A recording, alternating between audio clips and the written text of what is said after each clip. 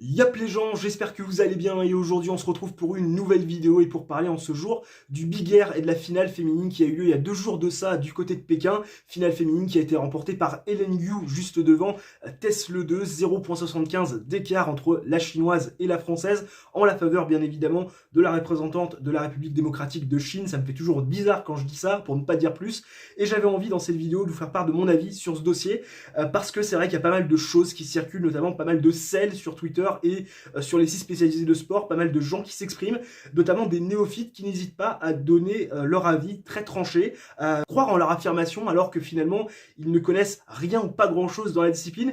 Et j'avais envie dans cette vidéo de vous donner un avis qui va être plus éclairé que 60, soit 70% de ce que vous pouvez trouver sur les réseaux sociaux ou sur les sites spécialisés de sport, puisque je suis le freestyle et notamment le big air et le slopestyle depuis quelques années. Je suis amateur de ce genre de discipline assez fun qui donne un coup de jeune, l'image du sport d'hiver un peu classique. C'est le genre de discipline dans lesquelles j'ai envie de m'investir, dans lesquelles j'ai envie finalement d'analyser et de comprendre pourquoi telle ou telle figure a finalement été notée comme ça et pas autrement. Tel degré de coefficient pour telle ou telle figure, histoire quelque part que quand l'athlète en question que j'ai pu voir sur mon écran arrive, eh bien que je puisse me faire un ordre d'idée, savoir quelle note globale grosso merdo il va avoir, quel classement il ou elle peut espérer, et voir également si je suis en adéquation avec ce que les juges ont décidé, avec la note globale attribuée par les juges pour l'athlète en question que j'ai vu sur mon écran. Et donc pour tous ceux qui ne connaissent pas le Big Air, qui ne s'investissent pas de manière régulière dans cette discipline de freestyle, c'est la première fois que le Big Air est une discipline olympique. Ce Big Air, qu'est-ce que c'est? Pour tous ceux qui ne connaissent pas, qui ont envie de comprendre pourquoi la chinoise a été devant et pas la française, qui ont envie de se détacher de ce qui se passe sur les réseaux sociaux, sites spécialisés de sport et bien évidemment sur les sites sportifs, ce qu'il faut savoir c'est qu'il y a 3 runs. Et dans ces 3 runs, il y en a 2 qui sont conservés, ce sont bien évidemment les 2 meilleurs. On fait le total global de ces 2 meilleurs runs et ça nous fait un total global qui finalement vous permet, plus le total global est élevé, d'aspirer à une super place. Et forcément, si vous avez le total le plus élevé, vous êtes par définition aux Jeux Olympiques champion ou championne olympique. Les 2 runs qui ont été conservés, pour respectivement Tess Le 2 et Helen Yu. Tess Le 2, c'est un switch 1440 qu'elle a posé dans son premier ou deuxième run, je ne sais plus, et également son switch 1620 qu'elle a rendu public et posé pour la première fois en compétition officielle, ça a été la première, du côté des X Games, il y a quelques semaines de ça. Helen Yu, quant à elle, a vu un double cork 1440 être conservé et également le switch 1620 qu'elle a réalisé lors de son dernier saut pour espérer encore la médaille d'or olympique.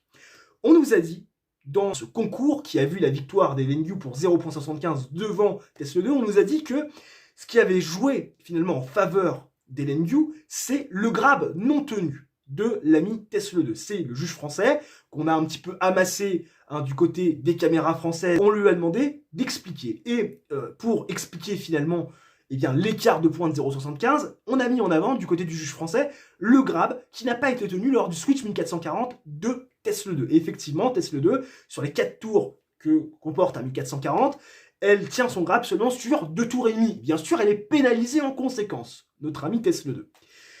Dans le même temps, Helen Yu, sur son premier saut ou deuxième saut, ça y est, je suis déjà perdu dans ma vidéo, c'est le problème de l'impro, notre ami Helen Yu réalise ce double cork 1440, qui n'est pas un 1440 classique, contrairement à ce que certains ont voulu bien penser, ou même ont écrit ou affirmé. Il faut d'abord comprendre, connaître, se renseigner avant d'écrire. C'est un double cork 1440. Qu'est-ce que c'est que le double cork 1440? C'est 4 tours avec bien évidemment la tête qui est en dessous de la ligne des épaules, ce qui rajoute une difficulté forcément.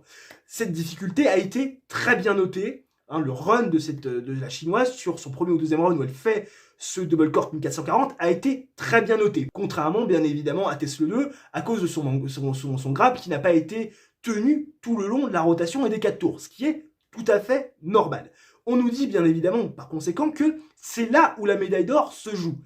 Seulement, moi j'en viens au 3e saut. J'en viens au 3e saut d'Helen Yu qui est ce 1620. Il y a une vidéo sur internet qui circule sur Eurosport France où vous avez les 2 sauts 1620 du switch 1620 qui sont parallèles, côte à côte, opposés sur la même vidéo.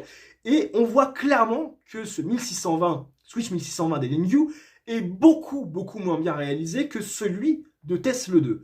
Tess Le 2, il y avait de l'amplitude, la rotation est parfaite, la réception est très bonne également. Du côté d'Helen Yu, l'amplitude d'Helen Yu n'est clairement pas aussi importante que Tess Le 2. Elle réatterrit 2 mètres avant Tess Le 2.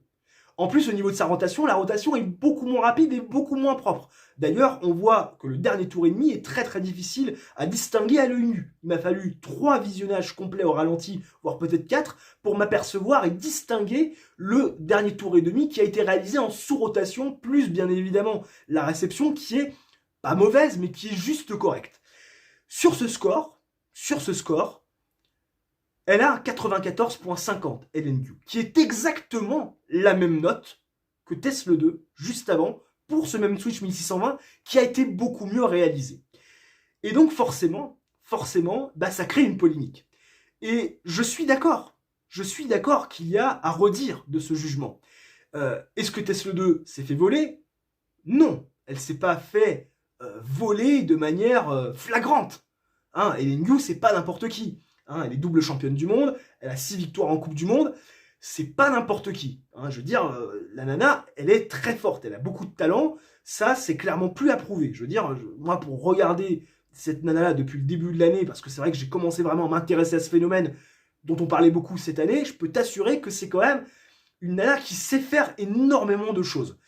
Mais encore une fois, c'est vrai que par rapport à ce 1620, ce Switch 1620 qui est noté exactement pareil que Tesla 2 alors qu'il est moins bon, et ce Double Cork 1440 qui voilà, est noté à un coefficient de difficulté beaucoup plus élevé que le Switch 1440, ça me fait poser des questions. Normalement, sur un Switch 1440, le coefficient de difficulté est énorme.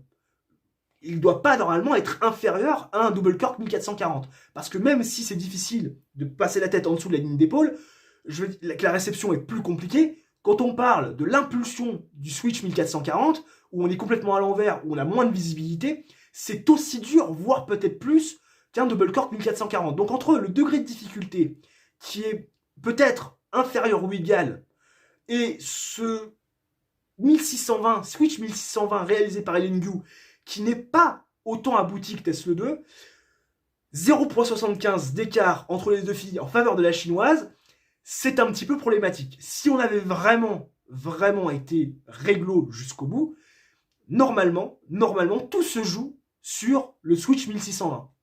Et à comparaison égale, je pense qu'on doit enlever, normalement, sur ces deux figures-là, on doit enlever entre 3 et 4 points à LNQ. 3 points minimum, 4 points maximum.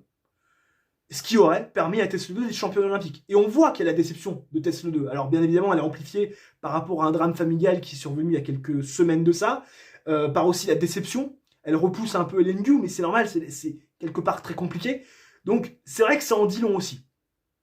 Après, on va me dire, il n'y a pas eu, Victor, de réclamation de la part de l'équipe de France. Il y a eu aussi une explication du juge.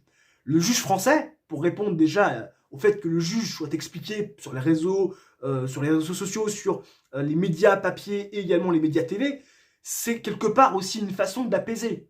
Hein, quelque part, une façon de dire, bon, va leur dire, histoire qu'il n'y ait pas de polémique. Déjà, quand tu fais ça, tu peux aussi te dire, dans un sens, que c'est qu'ils ont quelque chose à te reprocher.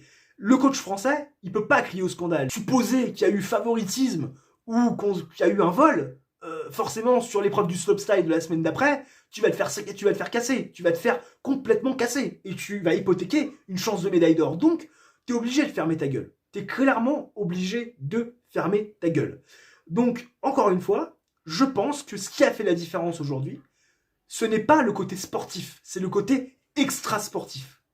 Le côté extra-sportif, quel est-il? LNQ est aujourd'hui américano-chinoise, elle a passé toute son enfance et toute sa vie du côté de San Francisco, elle court pour la Chine, il y a les jeux, tu sais que voilà, il y a aussi un intérêt quelque part, elle pose pour des grandes marques américaines, elle va aller dans l'université d'Harvard, si je ne dis pas de bêtises, l'année prochaine, en septembre 2022, elle a une bourse présidentielle, c'est une nana qui est une star interplanétaire, elle a une belle gueule, bon, forcément, une plastique assez sympathique, on va pas se le cacher, donc elle fait vendre et il y a un côté extra-sportif qui est beaucoup plus important que celui de Tesla 2. Il y a aussi, on va dire, une question géopolitique avec la Chine.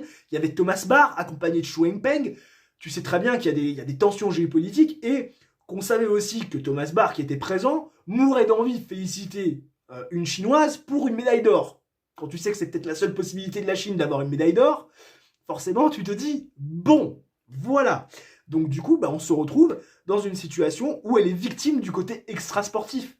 hein, victime de la popularité d'Hélène Gu, qui fait la différence à mon sens sur les notations, et victime également du contexte géopolitique. Je pense que tout ça fait que, après, encore une fois, c'est la décision des juges, je suis premier à pas l'accepter, je pense qu'il y a un peu de corruption, un petit peu de vol, mais ça va permettre à Tesla 2 de se retrouver un peu en mode vengeance et un petit peu en mode revancharde pour le slopestyle. En plus, elle est complètement décomplexée parce qu'elle a cette médaille olympique qu'elle voulait absolument avoir et ramener finalement de Pékin. Donc maintenant, elle est tranquille, elle a plus de pression par rapport à ça. Elle va pouvoir se lancer sur le slopestyle et pourquoi pas aller chercher une médaille d'or en espérant qu'il n'y ait encore pas d'arbitrage maison, entre guillemets, comme on pourrait le qualifier. J'espère que cette vidéo explicative aura permis aux gens un peu néophytes de comprendre. Sur ce, n'hésitez pas, bien évidemment, si la vidéo vous a plu, à réaliser votre triplé. Bien évidemment, le like, l'abonnement et l'activation de la cloche pour ne manquer aucune notification quand une vidéo sort sur la chaîne. D'ici là, portez-vous bien, ciao, bye bye, à la prochaine.